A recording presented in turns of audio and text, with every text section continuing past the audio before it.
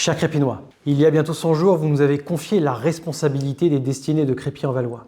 Depuis notre élection, avec l'appui précieux des services municipaux, que je tiens à remercier pour leur engagement au service des Crépinois, nous avons travaillé sans relâche pour prendre connaissance des dossiers, établir un état des lieux sincère de la situation et engager les premières actions que nous avions promises. Je souhaite aujourd'hui vous rendre compte de ce travail et vous présenter les priorités qui guideront notre action dans les mois à venir. Dès notre arrivée, nous avons fait le choix de la transparence, parce qu'on ne construit pas l'avenir sans connaître précisément la situation dont on hérite. Ces 100 premiers jours ont d'abord été ceux de l'action. Nous avons lancé la modification du plan local d'urbanisme afin de protéger durablement le centre de santé du Valois et empêcher la construction de logements sur un site essentiel pour l'accès aux soins. Nous avons renforcé la présence de la police municipale sur le terrain pour garantir votre tranquillité et votre sécurité, engager des actions visibles en matière de propreté et lancer les premiers audits de fonctionnement. Nous avons également rétabli l'éclairage public toute la nuit sur l'ensemble de la commune afin d'améliorer la sécurité, le confort et la qualité de vie des Crépinois. Beaucoup d'entre vous nous disent déjà constater les premiers changements. Ces retours nous encouragent à poursuivre nos efforts. Nous tenons également les engagements pris devant vous. Ainsi, conformément à notre programme, le Conseil communautaire du 2 juillet examinera la création d'un poste de manager du commerce, recruté et financé par la communauté de communes du Pays de Valois, afin de soutenir et redynamiser le commerce de proximité. Nous avançons aussi sur le dossier prioritaire de la santé. En complément de la protection du centre de santé du Valois, nous travaillons à l'accueil de 2 médecins à partir de l'automne 2026 afin de renforcer l'offre de soins sur notre territoire. J'ai également confié à un conseil municipal une mission consacrée à la pérennisation du centre de santé du Valois pour étudier toutes les solutions permettant de consolider durablement son avenir. Mais ces 100 premiers jours nous ont malheureusement amenés à découvrir plusieurs sujets préoccupants qui nécessitent aujourd'hui des décisions courageuses. Nous avons constaté qu'un projet comme le Lab 3D, financé à hauteur d'1 million d'euros d'argent public, demeure inoccupé plus d'1 an après son ouverture. Pire, dans un rapport, la Chambre régionale des comptes conclut un projet mal pensé dont la réussite est très incertaine. Nous avons découvert que sur plus d'1 million d'euros, pas un centime du fonds régional pour la redynamisation du centre-ville n'a bénéficié au commerce de proximité. Nous avons également été confrontés à plusieurs alertes sérieuses concernant notre patrimoine communal et certains équipements publics. Le groupe scolaire Jean Cocteau a fait l'objet d'un avis défavorable de la commission de sécurité, ce qui nous oblige à engager des travaux rapidement. Le musée de l'Archerie et du Valois nécessite également des travaux importants sans qu'un budget suffisant ait été prévu. Une obligation légale, le relevé des réseaux, n'a pas été réalisé pour un coût aujourd'hui estimé à 152 000 euros. Enfin, nous n'avons pas pu revenir sur la subvention de 10 000 euros attribuée à une association cubaine à la fin de l'année 2025, celle-ci ayant déjà été versée. En résumé, nous avons trouvé une ville qui dispose de nombreux atouts, mais aussi plusieurs dossiers mal préparés, des investissements parfois mal orientés et des marges de manœuvre financières plus limitées que ce qui avait été annoncé. Je rappelle également que le budget 2026 a été adopté avant notre arrivée aux responsabilités. Les choix budgétaires qui encadrent aujourd'hui l'action municipale n'ont donc pas été décidés par notre équipe. Notre responsabilité est désormais de gérer cette situation avec sérieux, lucidité et sens des responsabilités. Cette réalité a des conséquences concrètes.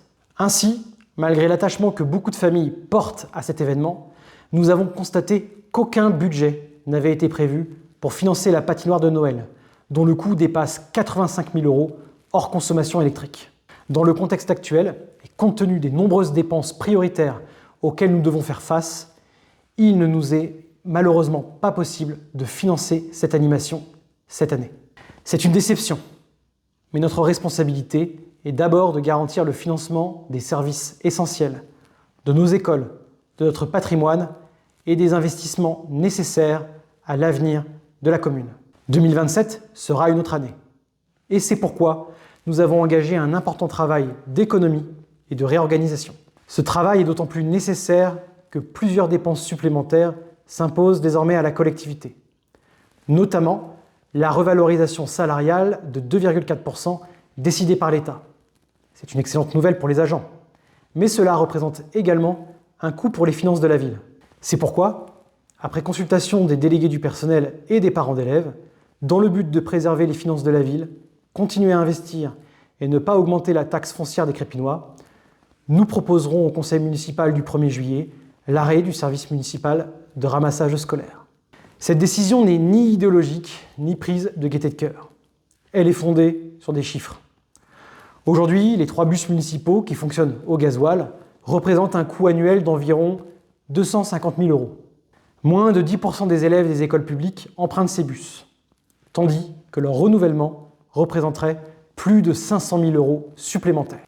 Nous travaillons d'ores et déjà avec la communauté de communes du Pays de Valois afin que le transport des élèves vers la piscine soit pris en charge, comme dans les autres communes du territoire, mais aussi pour améliorer certaines dessertes, notamment vers Azemont. Nous proposerons également de mettre un terme à la centralisation de tous les services administratifs autour de l'hôtel de ville, dont le coût prévisionnel avoisine 1 million €.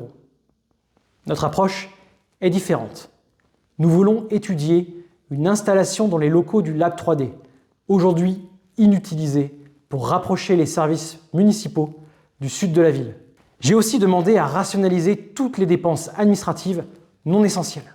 Et parce que l'exemplarité doit commencer par ceux qui exercent des responsabilités publiques, nous proposerons également une diminution de 5% des indemnités des élus municipaux. Quant à mon indemnité de maire, je proposerai de la diminuer de 7%. Cette baisse ne représentera qu'une économie modeste, symbolique, de l'ordre de 5 500 € cette année. Mais chacun doit prendre sa part lorsque des efforts sont nécessaires.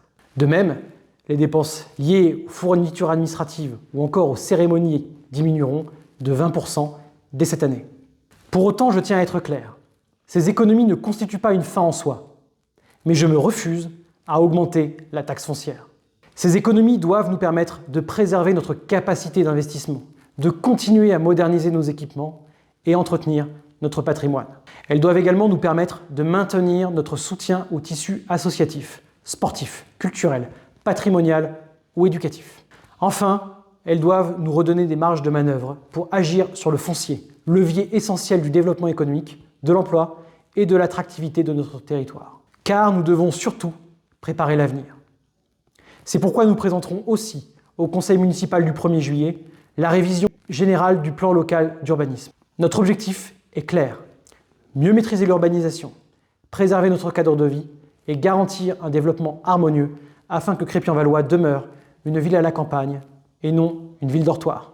Nous proposerons également l'extension du droit de préemption urbain ainsi que le renforcement du droit de préemption commerciale pour permettre à la ville d'agir plus efficacement sur les secteurs stratégiques et soutenir le commerce de proximité. Notre ambition est simple, faire de Crépy-en-Valois une ville plus attractive, plus dynamique, plus sûre, plus propre et mieux gérée. En moins de 100 jours, nous avons déjà commencé à agir, à tenir nos engagements et à préparer les grandes décisions qui façonneront l'avenir de notre commune. Mais ces 100 premiers jours ne sont qu'une première étape. Crépy-en-Valois possède tous les atouts pour réussir, à condition de faire des choix clairs, de dire la vérité, de fixer les bonnes priorités et de toujours placer l'intérêt général au-dessus des intérêts particuliers. Parce que Crépy-en-Valois mérite une gestion exigeante, transparente et tournée vers l'avenir. C'est l'engagement que nous avons pris devant vous et que nous tiendrons pour continuer ensemble à réinventer Crépy.